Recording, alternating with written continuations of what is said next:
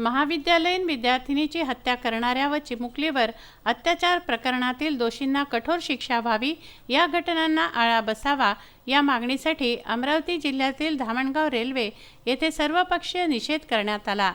शाळा हायस्कूलच्या विद्यार्थ्यांनी काळ्या फिती लावून घोषणाबाजी करत निषेध व्यक्त केला। हत्येप्रकरणी शहरातील प्रत्यक्षदर्शी नागरिकांनी पुढे येऊन पोलिसांना साक्ष द्यावी अशी मागणी देखील या दरम्यान करण्यात आली। घटना झाला आहे, प्रशासन कुठेतरी लूज आहे, याचं एक घोतक आहे। आणि जे आता धामणगाव शहरातले काळिंबा फासली या घटनेने, दोन्ही घटनेने, एक बलात्कार आणि दुसरा चिमुकलीवर अत्याचार आणि लव प्रकरणातून प्रेम प्रकरणातून विद्यार्थी देखील या आंदोलनात सहभागी झालेले आहेत।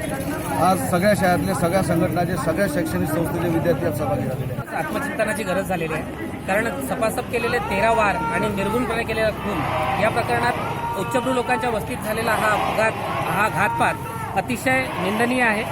कुणीही प्रत्यक्षदर्शी साक्षीदार येत नसल्यामुळे आज संपूर्ण शहराच्या कॉलेजेसमधल्या, विद्यालयांमधल्या लेकीबाई सगळ्याच्या सगळ्या रस्त्यावर उतरलेल्या आहे आणि या ठिकाणी निषेध व्यक्त करण्यासाठी संपूर्ण शहर एकवटलेलं आहे। Chetan Kothari, Vidarbha news, Dhamangaon railway.